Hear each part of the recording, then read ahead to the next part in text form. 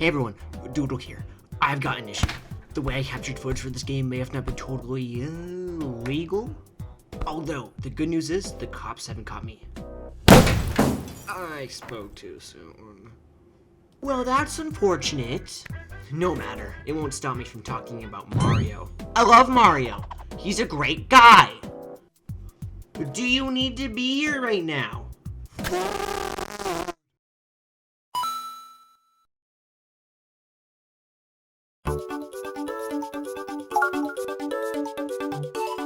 Now, Mario games don't usually have super complex stories, but who knows, this one might be different.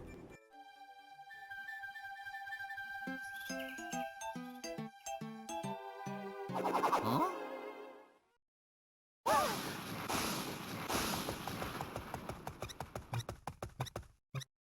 Hmm?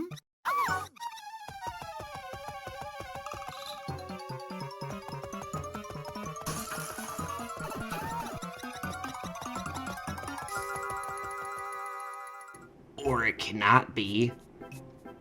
Yeah, the story in this one flies by in like 10 seconds. The later games are a little different in that instead of the story being 10 seconds, they're more like 20? I have no issue with the story just being Peach has been captured, get her back. It's always been like that, and Mario games don't really need any more story. The story just boils down to, kick that turtle's ass. You know what's more in depth than the story? The gameplay. The movement in this game is much like the originals back in the 80s and 90s, but with a few additions and tweaks. Those are the wall jump, triple jump, and ground pound from the 3D Mario games. This allows the game to feel familiar, yet new.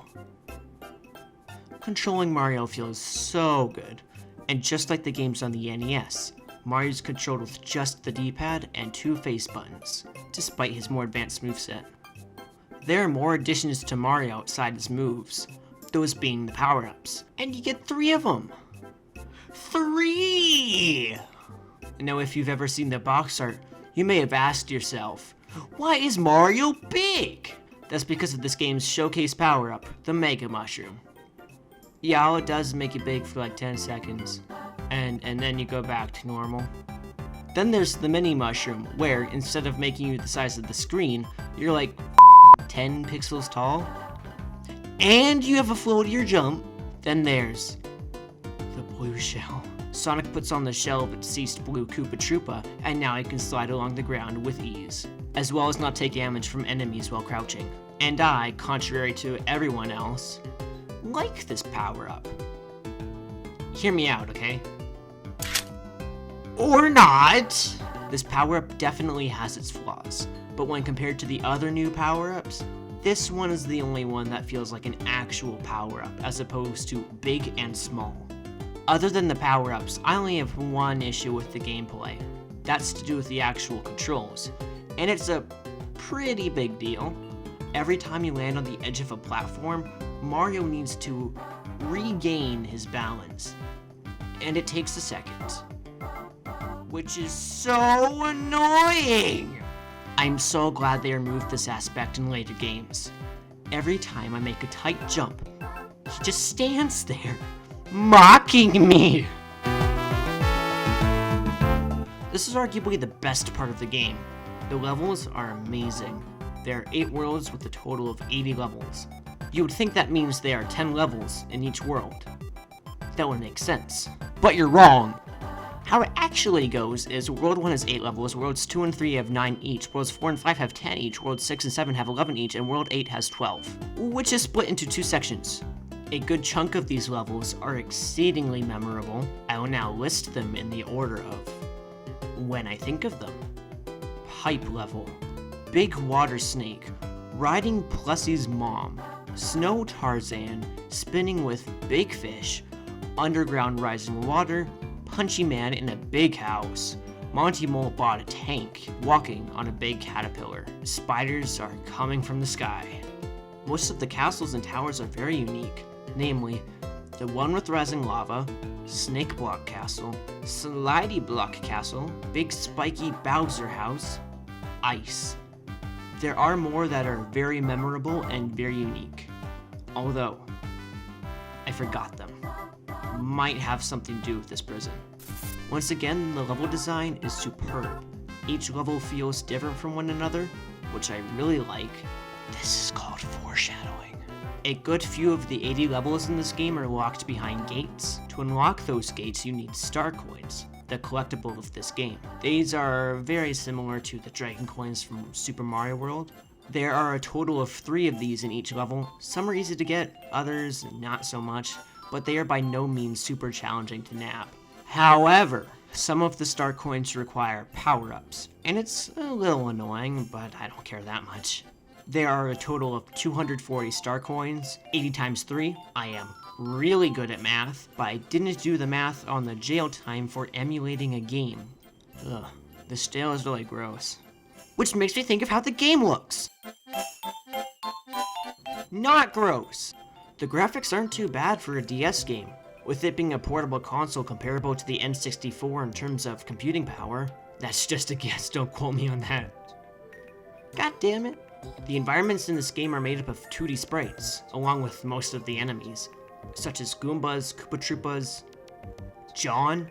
However, there are a few 3D models, those being Mario, Bowser, Bowser Jr., Peach, that weird thing you ride in World 4, a few select enemies, and a few props.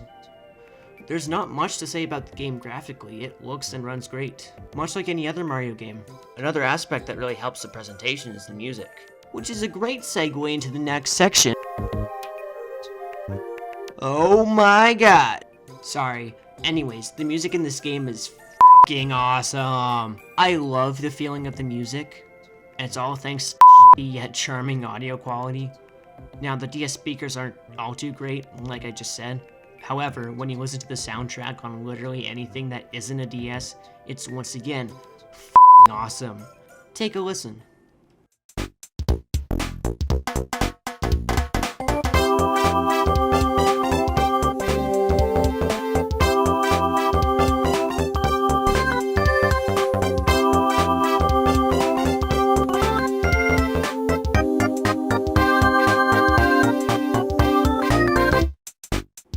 Pretty good, right?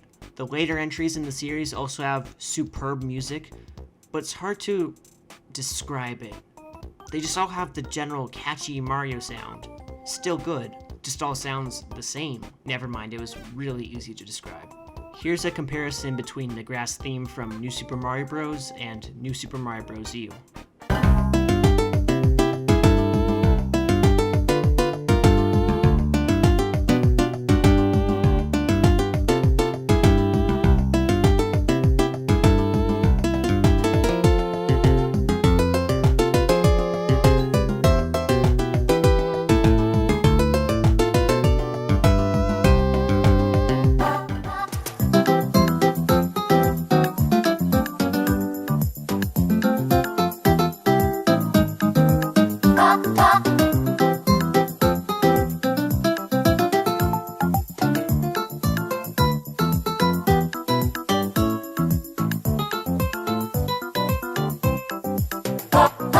As I said before, the personality mostly comes from the audio quality, more accurately, the lack thereof.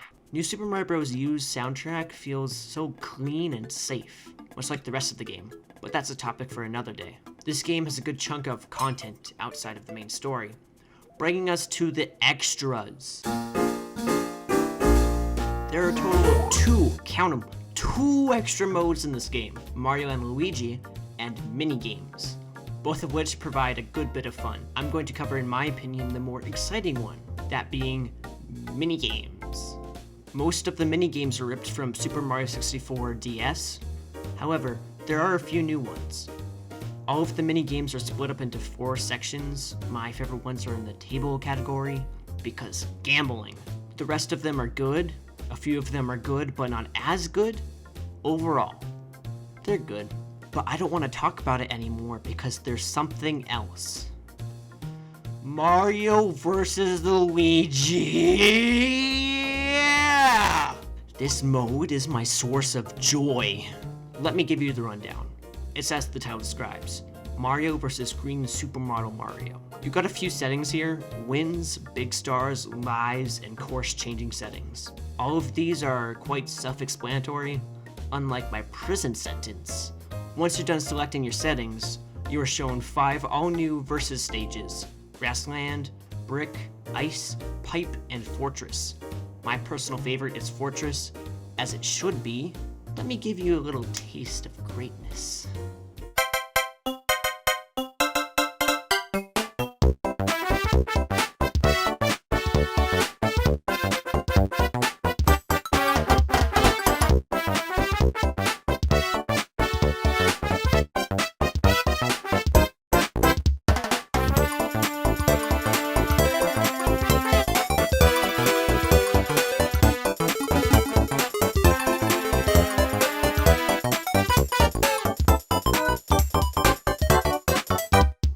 And that was New Super Mario Bros. For many, such as myself, it was their introduction to the Mario series, while also bringing back those people who played the games on the NES and SNES. It's no surprise it's the best-selling Mario game of all time. Hey guard, how long will I be in here? Huh.